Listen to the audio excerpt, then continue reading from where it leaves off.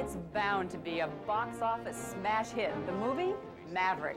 The executive producer and star, Mel Gibson. To women, he's been called the sexiest man alive. To men, he's the man every guy wants to be. He's kept us in suspense, he's made us laugh. Now, a side of Mel Gibson you've never seen before, behind closed doors. Amazing grace, how This is Mel Gibson's singing debut. You're looking at a work-in-progress clip that Mel released exclusively to us.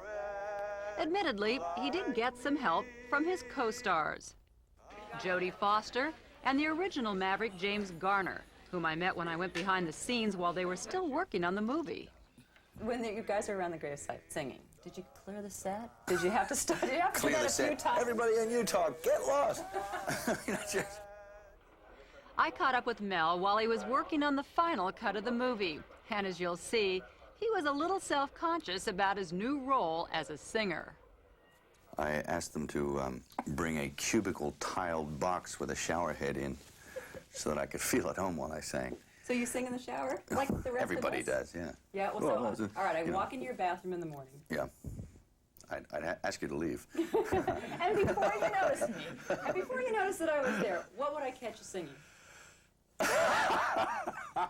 Oh, God. There's got to be a good music. Now, what would I catch you singing? Probably Puccini's Greatest Hits or something, you know, probably. Are you serious? Well, I try, you know. I mean, it doesn't come off like Pavarotti, believe me. It's a long way from that. Give me 3 notes when you're in the shower. 3 notes? Yeah. Well, it depends on how hot the water is and It's a great shower, It's Mel. a great shower? Never mind it. I got a worse voice than Lee Marvin, and he's dead. Did you have to learn any special tricks, though? Oh, yeah. I had to learn how to flick the cards and all those gun stuff, you know, the gun tricks. If I'd have tried to face you down, I mean, what chance would I have had? Absolute zero. None, whatever. Was that fast? When the filming was completed, Mel had one last singing engagement. Not in the Old West, but in Nashville, Tennessee, behind the guarded gates of singer Amy Grant's farm, deep inside the recesses of her recording studio, and finally up in the loft of her barn. Mel joined 20 of country's biggest stars and James Garner. Together they made a music video benefiting the Pediatric AIDS Foundation.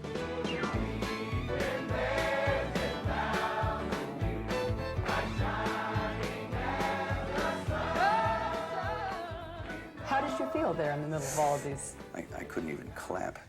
Was that Amy Grant kind of helping you out a little bit? Yeah, she was helping me out, yes. Yeah? Mm-hmm. Making me feel inadequate. He's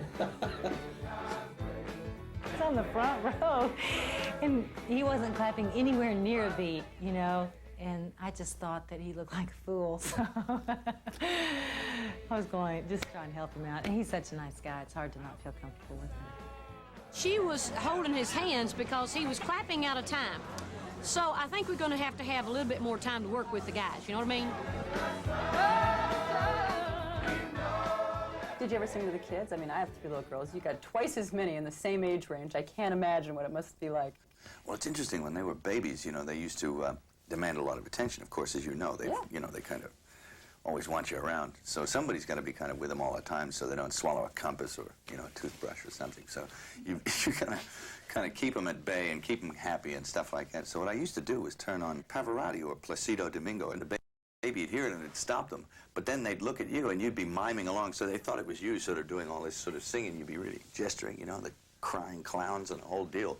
For the kid, right, who's kind of like a little bewildered but mildly amused, you know, so at least they're not crying and getting distressed. But they must grow up odd. One of them is just like, he's got Pavarotti tapes and he puts it on his ears before. He's like 9 years old. I mean, hey, shouldn't you be listening to head-banging stuff? I mean, I would. You know? When you were a kid, when you were a teenage boy, what did you like? What did I like? Girls. Mel Gibson.